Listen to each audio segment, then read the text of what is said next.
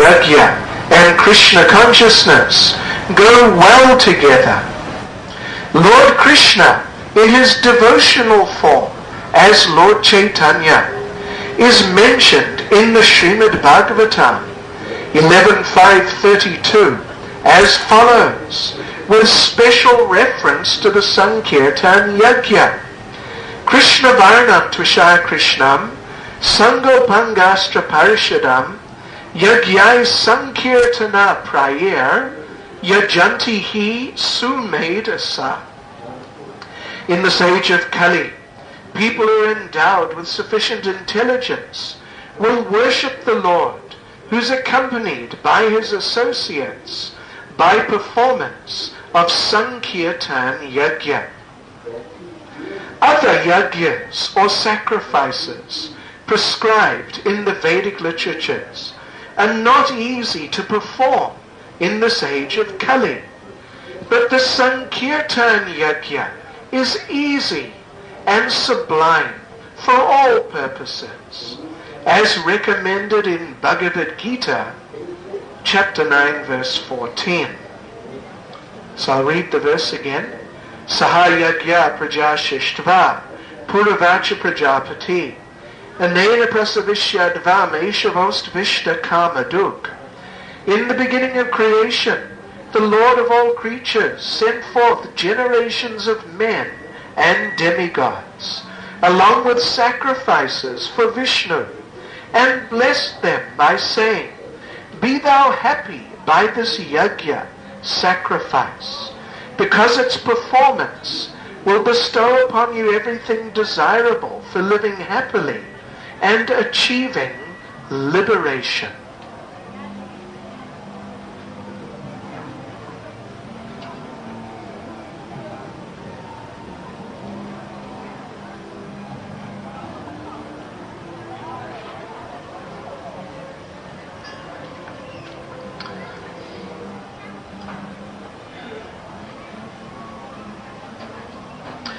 Amigyanatimirandasya Gyananjana Shalakaya Chakshurmilitam Yena Tasmai Shri Gurave Namaha.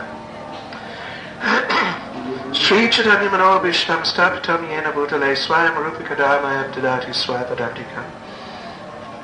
Vanchagaptaribhyascha Kripa Sindhuvyevacha Paditanam Bhavanebhyo Vaishnavebhyo Namo Namaha. Shri Krishna Chaitanya Prabhu Nityananda Shri Advaita Gadadha Shri Vasadi Gaura Bhaktavrinda.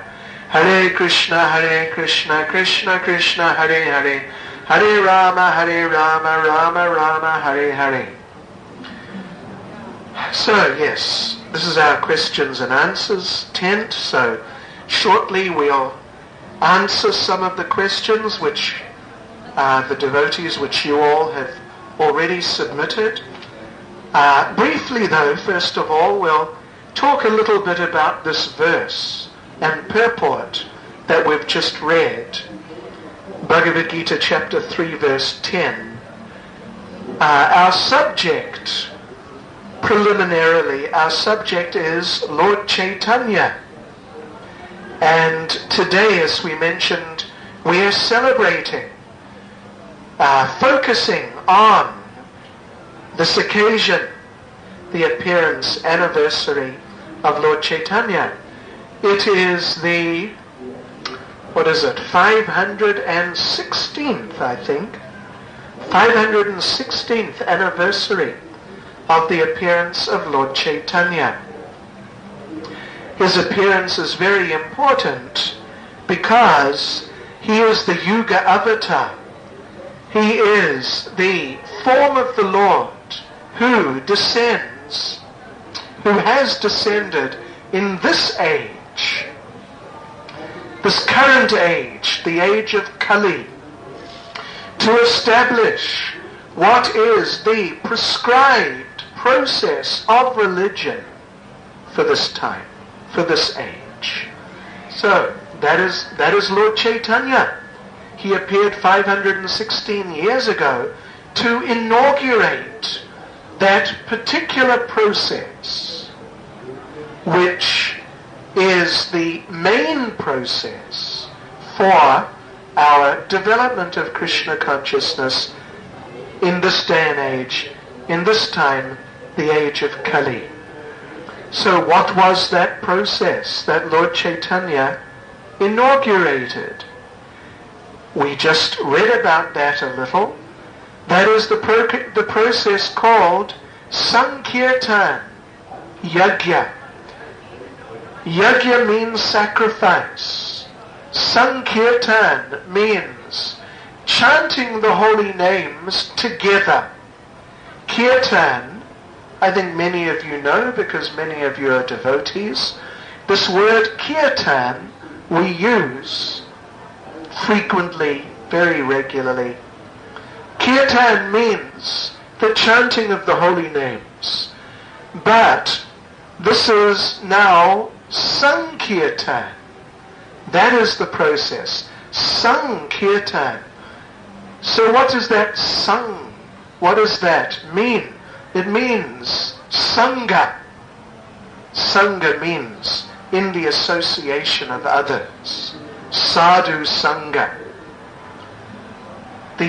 Together in the association of other devotees. So Sankirtan means that we perform this activity of chanting the holy names of the Lord, but particularly we do it together with other devotees. So that is the prescribed process for this age of Kali that we're living in. And it was established by Lord Chaitanya. So therefore he is called the Yuga Avatar. That activity is called the Yuga Dharma. Yuga means the age, the period of time, and Dharma means religious activity, occupational duty, or like prescribed duty. So the prescribed duty, that main thing we should focus on for our spiritual development in this age of Kali, is that Sankirtan. We should all chant the holy names. And particularly, as much as possible, together with other devotees. Therefore Lord Chaitanya, he frequently quoted one important shastric verse, scriptural verse. Haryarnam, Haryarnam, Haryarnam eva kevalam. Kalo nastyeva, nastyeva, nastyeva gatiranyata. That in this Kali Yuga, in this age that we're in, the age of Kali, one should chant the holy names, chant the holy names, chant the holy names of Hari, Krishna. It's repeated 3 times. And this is the only way, the only way, the only way, again 3 times it's repeated, for spiritual advancement. Or not actually just spiritual advancement, but Gatiya Anyata. Gati means the goal. In this age of Kali, it is the only way, the only way, the only way to achieve the goal. What is the goal? To go back home, back to Godhead, to return to the spiritual world, that place that we have come from into this material world, that place where we belong. So this is Lord Chaitanya. Lord Chaitanya established that process and taught it and demonstrated it for everyone to make it clear that this really is what we should focus on. And it is called the Sankirtan Yagna. Yagna means sacrifice. We are all familiar with this term, sacrifice. In every age, there is some particular process of sacrifice, religious process of sacrifice. So in this Kali Yuga, the sacrifice is to chant the holy names. So in this verse that we read from Bhagavad Gita, Lord Krishna is explaining that at the beginning of creation, right in the first days of existence within this world. The Supreme Personality of Godhead, Lord Vishnu, he established the principle of sacrifice, that in order to advance spiritually, in order to advance religiously, we have to perform sacrifice. In order to do anything, you have to sacrifice. Like many of you, I'm sure, are working people. You are earning money, making some money to keep body and soul together, maintain your families, and so on. So, this is a form of sacrifice. A form of sacrifice. This principle of sacrifice is underlying everything within the material world. So when you go to work in the factory, it's a form of sacrifice. Now, of course, normally we think of sacrifice in a ceremonial or ritualistic sense, something like that. But here we're talking about the principle of sacrifice. What is that principle? It means you give up something. You give something up to achieve something higher. Yes. So sometimes people, if they are nationalists, sometimes they sacrifice their lives for the country, isn't it? For a higher principle. So this is the principle. We give up something for a higher goal. So even when you go to work in the factory, it's a form of sacrifice. You are giving up your valuable time. You're giving up your energy to go and work in the factory. And it is not so nice, is it? In the crummy factory, you're working for the crummy boss. Oops, Hare Krishna. I'm sure many bosses are very nice, but most workers don't think so. So you're working for the boss, you're working in the factory, so you can get money, so you can live. This is a higher principle to maintain your life. This is a high principle to maintain your family. This is a high principle. So you are sacrificing, you're giving up your time, your energy to work to achieve that higher principle. So here in Bhagavad Gita, Lord Krishna is saying that in the beginning of creation, the Supreme Lord established the principle of sacrifice within the universe as a fundamental principle of reality. That life cannot go on without sacrifice. At least it cannot go on for long, or it cannot go on very nicely without sacrifice. Sacrifice has to be there in one form or another. Just like you're working in your job, and generally people are not very fond of that. They're not enthusiastic on Monday morning, racing down to be first into the office, last out of the office at night. Generally not. They're feeling, oh well, here we go. We have to do it again. It's Monday morning. That feeling is there that we're giving up. We're doing this, but it's a sacrifice. So what if you decide, no, I'm going to stop working. No more work. I'm just going to go and lie on the beach and enjoy life. So you stop your sacrifice. You stop your sacrifice. So what happens? In due course, you'll run out of money unless you're very rich.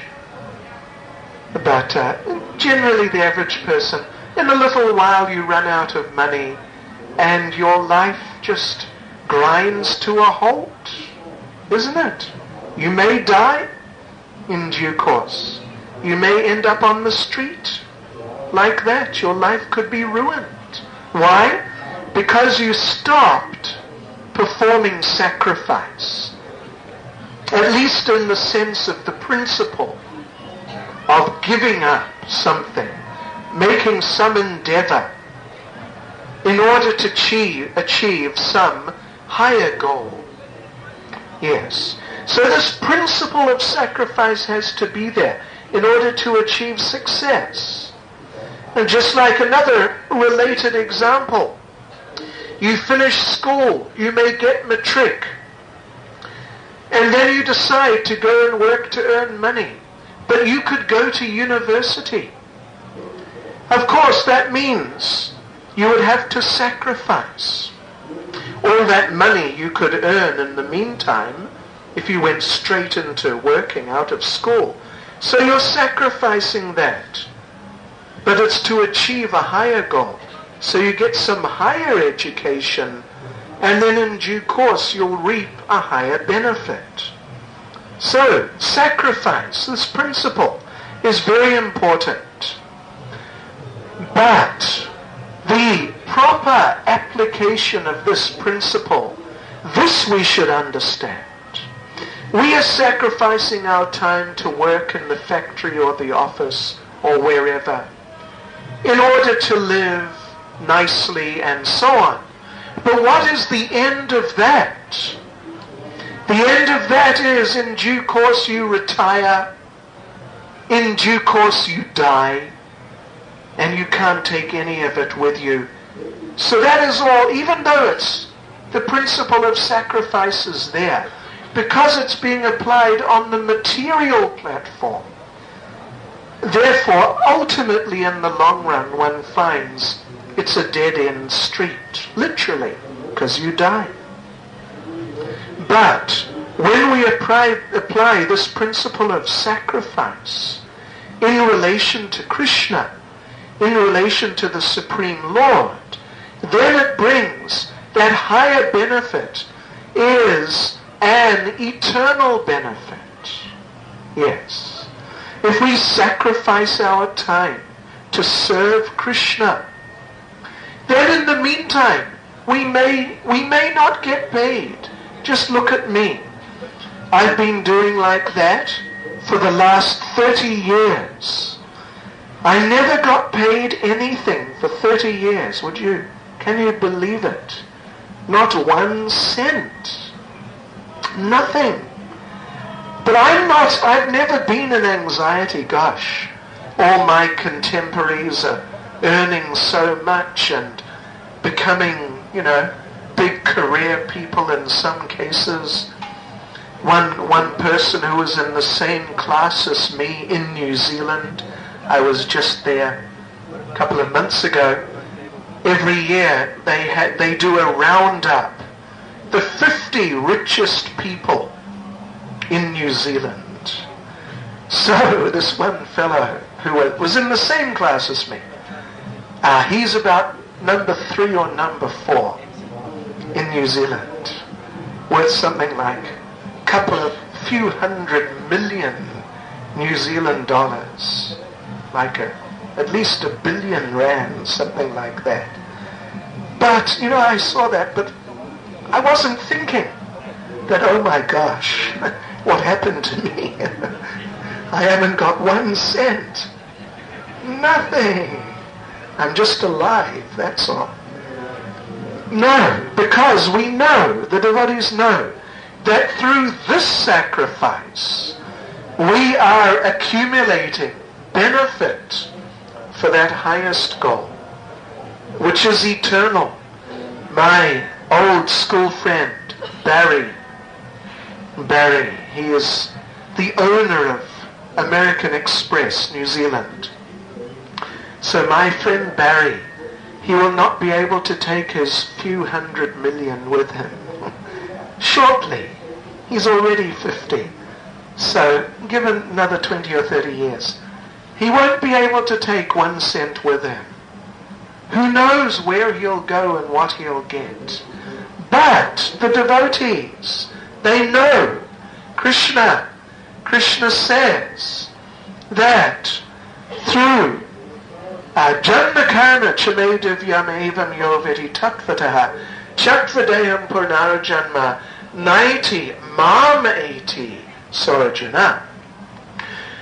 One who understands the transcendental nature of my appearance and activities, Krishna says, tyaktva deham, when they leave this body, punar tyaktva deham punar janma na. Punar janma na. They will not take another birth. But what will they achieve? Mam eti. They will come to me, Krishna says. Yes. This is the Supreme Personality of Godhead. He's promising. Manmana bhava madbhakto madhyaji mam namaskaru. Mami vaisyasi satyante pratijane priyosime. If you think of me, become my devotee, worship me, offer your homage to me, then mam vaishyasi, then you will come to me. Satyam, this is the truth. Pratijane, I promise you this. Priyosime, because through doing this, you will become dear to me. Yes. So if we perform, if we apply this principle of sacrifice, not just in the sense of going to the factory or the office, or working hard, giving up so many pleasures of life so we can accumulate money, so on and so forth. But if we apply this principle of sacrifice in relation to Krishna, giving up our time, giving up our minds, our thinking, instead of thinking of so many ordinary material things, think of Krishna and serve Krishna and worship Him, glorify Him. If we sacrifice like that, then we can go to Him. We will go to Him. I've just been putting together a multimedia presentation about George Harrison, which I'm going to show in a couple of hours later on. I think it's about 7 or 7:30 or so. It's very interesting. Of course, I was around in those days and I experienced it all. But I got a little footage of what they called Beatlemania. Did you ever hear of that?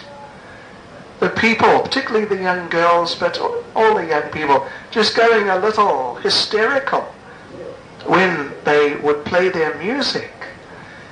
And but Krishna says, Mam Namaskaru, we should glorify Him. We shouldn't just glorify some ordinary persons. Of course, George was a devotee also in due course, but that's another thing. So we should apply this principle of sacrifice in relation to Krishna. Sacrifice our time, sacrifice our energy, our intelligence, our resources, and everything in His service, for His pleasure. And then the higher goal we will achieve is Mame Vaishyasi. Krishna says, you'll come to me. You'll come to me. What does that mean? Eternal life, full of bliss and full of knowledge. So Srila Prabhupada said, just sacrifice this one short lifetime. That's all. We've all been in this material world millions of lifetimes. We can just sacrifice this one short lifetime for Him. That's all. Yes. Do Sankirtan, chanting the holy names, glorifying the Supreme Lord in the company of others. Yes, that is the process. And it's so important that even Lord Chaitanya himself demonstrated it. It's so nice. It's so nice that the Supreme Lord himself became attracted to do it himself. So we can all look forward to lots of fun in the Sankirtan movement, okay? Right, so now we will answer a few questions. We have some questions here, and I assume the questions sheet is going around still somewhere out there. Write your questions down and then pass it on. If you don't have any questions, just pass it on. So let's have a look here. What is the relevance of Lord Krishna today in a world full of crime, wars, poverty, suicide bombers, etc.? How can the Lord's teachings reach out to the affected? Or what is the relevance? It's like to ask, what is the relevance of Krishna's teachings? Is like us in this world of chaos and disaster. It's like asking the question, what is the relevance of medicine when there is some sort of epidemic? That's the idea. Just like a few years ago, you may remember in India, there was supposedly an epidemic of bubonic plague or something like that. You remember that? Wasn't it plague, I think? Yeah, plague. So people were going around with things over their mouths and noses and all that, and it was a whole big scare. So they brought in tetracycline. It's one of the old antibiotics, and apparently it did the trick. So now apparently there's no more plague there. So asking the question, what is the relevance of Krishna consciousness, of Krishna's teachings in this highly disturbed environment and atmosphere of Kali Yuga, is like asking what is the relevance of medicine when there's an epidemic. Of course it's relevant. In fact, the condition, the epidemic condition of sickness and suffering and difficulty is sort of like a manifestation of there being a lack of that medicine. So the chaotic conditions we see in this Kali Yuga of people flying aeroplanes into buildings and suicide bombers and all this like petty nationalism and so on and so forth, all the crime here in South Africa. If you really go to the root, what is the problem? And what is that thing which, if it was applied properly, would actually across the board solve the problem or all the different problems? Then the answer is Krishna consciousness. That is the answer. Yes. But it has to be applied properly. Just like again this plague situation, they were distributing tons of tetracycline, this antibiotic, tetracycline, practically by the truckload. But some people, they thought they didn't want to take it, so they would just put it aside. You may know some people like that. They're sort of reverse hypochondriacs. They get sick, they go to the doctor, but they won't take the medicine. Or they stop in the middle or something. So if you don't take the medicine, if you stop in the middle of the course, then don't be surprised if you don't get better. Yes. So, on the spiritual platform, and ultimately these are all spiritual diseases, spiritually degraded conditions. So, in these situations, the medicine is Krishna consciousness, beginning with this chanting. But you have to apply it properly. You have to apply it properly. Yes. Otherwise, it won't really take effect. Srila Prabhupada was very amused one time in America. He saw one cartoon. It was like a series of little pictures, one of the little comic strip type cartoon thing. So in it was about chanting. In it, in the first picture, the housewife. Well, the husband was sitting behind the newspaper, sort of lost in the newspaper, totally. And the housewife was trying to conduct a conversation. And every now and then the husband from behind the newspaper would offer a grunt. Some of you may know what I mean. He would just say, different types of grunts. So anyway, that the wife in the next little picture, she said, you know, I've heard a lot about this chanting.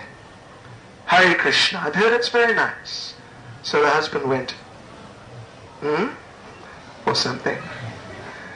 And she said to him, come on, why don't you try? He went, Then she said, no, come on. And she said, finally she said, why don't you chant, chant, chant? He replied, I can't. So, if you won't take the medicine, actually George Harrison, the last song he produced, which was last year or the year before, I think, was called You Can Lead a Horse to Water. And he's talking about that, how he tried to preach to certain people, but they just wouldn't take it. And so the refrain is, you can lead a horse to water. So it's like that. We have to apply it. Yes, we have to take the medicine. So that is the relevance. But we can guarantee that if you, in terms of whatever your situation is, everyone has their problems and situations, obstacles they're facing in their lives. If you apply this principle of chanting Hare Krishna properly, if you apply the principles of Krishna consciousness properly, then the diseased condition, so to speak, from the point of view of one's personal feelings and just the way one is in general in life, that will all be cured. That will all be addressed. Your life will be changed. You will be changed. So much for the better. Very wonderful. If you apply that medicine very nicely. If you apply that properly. So this is a challenge, you could say, perhaps to some of you. I know many of you are already practicing Krishna consciousness. Some of you aren't, though. So try it. Try it. But when you try it, really try it. Give it a good try and see what actually happens. And we give you that guarantee. We give you that guarantee. Your life will be changed for the better. As Srila Prabhupada said, Krishna consciousness means all questions answered, all problems solved. It's very nice. And an across the board sort of panacea, you could say. Okay. Next question. Please give a brief description how this festival of chariots started. Well, this we're going to be talking about quite a bit over these 4 days. But very briefly I could mention that 5,000 years ago, Lord Krishna was on this planet. It was very amazing time. Lord Krishna doing some very amazing things and literally turning this whole planet upside down, actually, and re-establishing the principles of goodness and dharma, the principles of religion, and overthrowing all the demoniac influences. So Krishna was here then 5,000 years ago, performing his pastimes. Initially he appeared in Vrindavan, and for, you could say, about 16 years he was there, having his most beautiful, wonderful pastimes in Vrindavan with his greatest devotees, the inhabitants of Vrindavan. However, after those 16 years, he left Vrindavan. He left that place, he left those devotees, and he left those pastimes behind. So then they were separated. And as they say, separation makes the heart grow fonder. Krishna was separated from his greatest devotees. And, oh, what an experience that was. Both the devotees and Krishna were feeling the most intense feelings of missing each other and hankering to be reunited. But for many years they were separate. Finally, after a few decades, they met again in Kurukshetra, that place where Krishna spoke Bhagavad Gita. But before that, so they were reunited. Prabhupada says, a very touching scene. Very touching scene. So it's a bit of a long story, and we're going to go into the details over the next few days. But basically, very briefly, what happened then, when they were reunited, is that the inhabitants of Vrindavan told Krishna, all right, we've been separated from you for so many years. It's been too much. We don't want to go through that again. So now we're going back to Vrindavan. Now you come also. You come too. You come with us. Come back to Vrindavan and live with us and be with us again. So they put Krishna on his chariot, tied ropes to it, and by hand they pulled him by these ropes all the way back to Vrindavan. Maybe 300 or 400 kilometers. So tomorrow morning we're going to be pulling the chariot, and we will be reenacting that very pastime, taking Krishna back to Vrindavan. Very beautiful pastime. Very moving pastime, actually, if one really goes into it. They pulled Krishna all the way back to Vrindavan, and then when they got back, they had a big festival. And we'll be reenacting that also. So that's what this Festival of Chariots is about. That's how it started.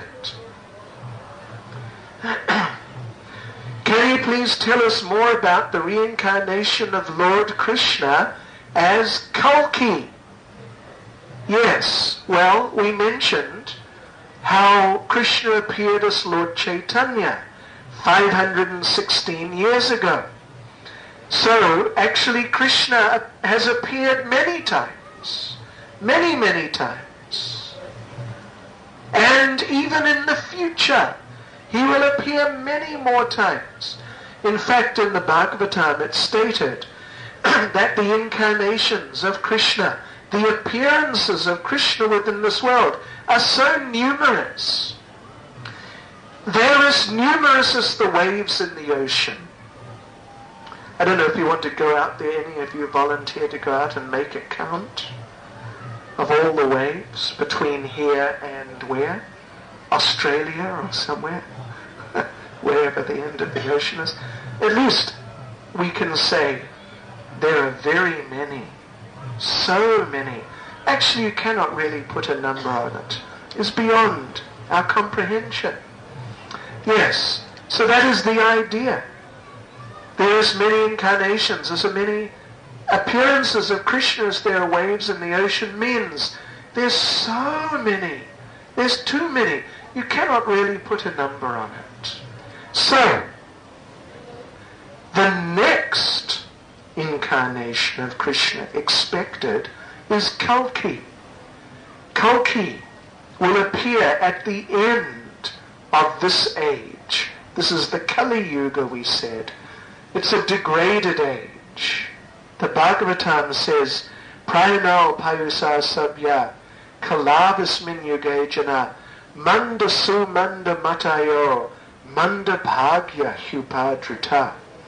In this iron age of Kali, men are but short-lived.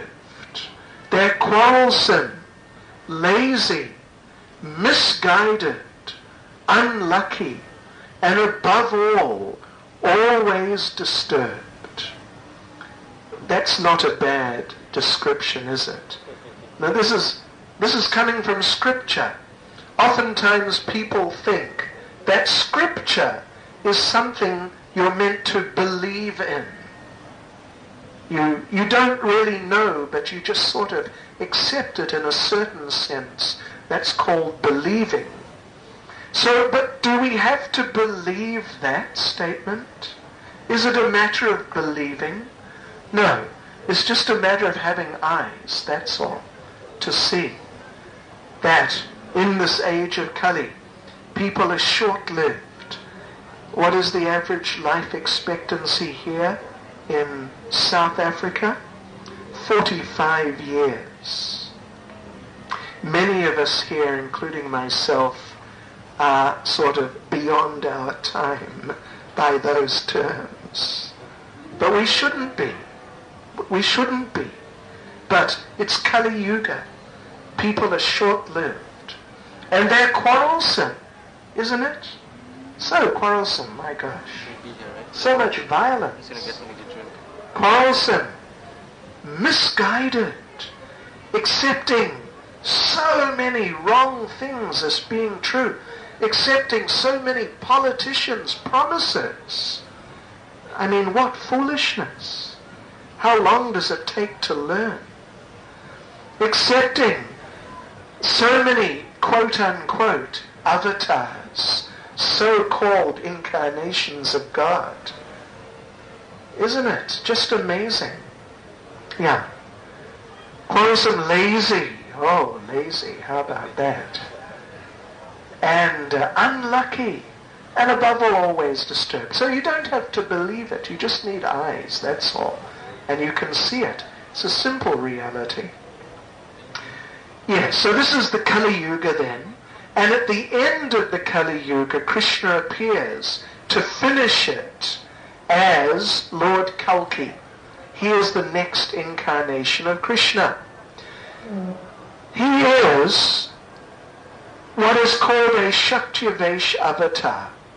There are different types of avatars, different types of incarnations. That's a little technical, we won't go into the details, but he is one particular type which is called Shaktivesh. That means he is an ordinary person like us, but he is empowered by the Shakti of the Lord. Therefore he acts as the Lord, not as like we would act like an ordinary person. When he acts, it is tantamount, it is effectively the Lord acting. The same effects are there. So this is called Shaktivesh. Shakti Vesh. Vesh means a covering. Our clothes in Sanskrit are called Vesh. This is my Vesh. So Shakti Vesh means it is as if they are dressed, as if they are covered by the potency of the Lord. So when we're dressed in our clothes, then people can't see us, or at least the body, they see the clothes. and we are manifest before them effectively in terms of the clothes. So similarly, when there is a Shaktiya Vesh avatar, it means an ordinary living entity like us, but they're covered by the Lord's potency. So when they interact, when they act, it is the Lord's potency which is being experienced by the observers. So therefore they're considered a type of incarnation of the Lord. So this is Kalki. He is covered by a particular potency of the Lord. That is called the Lord's Dushta Shakti. Dushta means his Shakti, his energy of chastisement. And doesn't just mean he wags his finger at you and says you're a naughty boy or girl. No, it means he kills everyone. When Kalki comes, he doesn't ask any questions. Got any last wish? Yes, please put that sword down. No questions. Any last wishes or anything like that. It's just good night. So he just travels around, just slaughtering the, by that time, extremely degraded, like way excessively degraded population of the planet. And those who are not killed, somehow, through smelling the fragrance of his body as he travels around the planet, through smelling the fragrance of his body, they become completely purified. And then the sages come down from the Himalayas, like Vyas. He's there now, waiting in the Himalayas. Many other sages are waiting. They come down, and then they start the first generation of the next Satya Yuga, Golden Age. So that's Kalki. But, sounds like an interesting character, but you'll have to wait about 427,000 years before he comes. And in the meantime, things, well, of course, through the influence of the Sankirtan movement, things will improve for the time being by sort of, steps and phases. But then after a little while, Kali Yuga takes over, and it's very bad. Very bad. People will have children just to eat them. Anyway, that's a long story and a very unpleasant story. So Prabhupada said, don't wait for Kalki. Get out in the meantime by becoming Krishna conscious, because it may be a bit of a rough wait. Right, let's see. Lord Krishna is the creator of all beings or entities. Does this mean that Lord Krishna also created evil? If not, please explain. Well, basically evil means when we go against the natural order. The natural order is we are all the eternal servants of God. We are meant to perform sacrifice, as we mentioned, in the service of God. So when we do anything else, this, in a broad sense, can be considered evil. Of course, there are different degrees. Some forms of evil are extremely bad. Some things, if you actually understand, you'll understand that they're actually evil, although superficially they may appear nice, or not evil at least. Let me give you an example. How about being vegetarian? This might sound a little controversial. Most people think it's nice. Many people at least think it's nice, and many people are, or try to be, like that. But, and of course it's very good for the animals, isn't it? So therefore it's a good thing, and you wouldn't say it's evil. So being vegetarian is very good for the animals, but it's not very good for the vegetables, is it? Now you might think, what? What's that got to do with it? Who cares about the vegetables? Well, you got to think about these things a bit. The vegetables, they're also living entities like us. They're also living and reproducing and so on and so forth. Of course, they're a much lower level of existence than us, but they are living entities. So what happens is we come along and we just kill them. We just kill them. And they feel it. There have been many experiments done on the feelings of vegetables. Are you aware of that? Scientific, with all sorts of sensory instruments stuck into their nervous systems and whatnot. How they respond very nicely to gentle music. How they become agitated by unpleasant sounds and so on like that. So they are a much lower level of entity than us. But that doesn't mean that we can just do what we like with them and kill them and just, like they don't matter at all. They do matter. And I'm sure they matter to themselves. Just like maybe, say 30 years ago, 35 years ago, I remember as a young fellow, as a teenager in New Zealand, fairly typical Western country, my mother told me some people had moved in just a few houses down the road, and she told me they're vegetarians. Like, they're weird. There's something wrong with them. Maybe they're communists or, some sort of antisocial. Yeah. So in those days, if you told people, no, we don't kill animals, then they'd look at you like, what? You don't kill animals? There's something wrong with you. You're a bit crazy or something like that. Yeah. Yes, so being vegetarian as such is good for the animals, but it's very bad for the vegetables.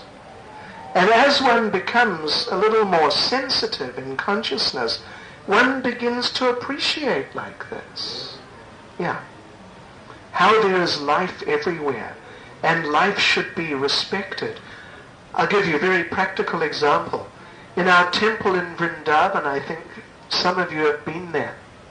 In the courtyard, there is one tree. Actually, it is a cutting now of the original tree which died. But anyway, there's a tree, and the original tree was there when they were building the temple. Because this thing was like right in the middle of the temple room, they wanted to cut it down. But when they told Prabhupada that, he got so upset. He got so upset. And, actually he treated them just like, if someone says something really stupid to you, and you react like, what? Are you crazy? What? That was Prabhupada's reaction, was like that. Just like, what? Now what are you talking about? In another temple, somewhere in India, there is one tree just outside the building. So to build the building, they cut off one of the major branches. And Prabhupada was aware of the whole setup there. And when he came, he saw they had cut off that branch. And again, the reaction was exactly the same. That, why did you do that? You could have easily built in such a way to go around it. Why did you do that? And, not that it's plant life, but I remember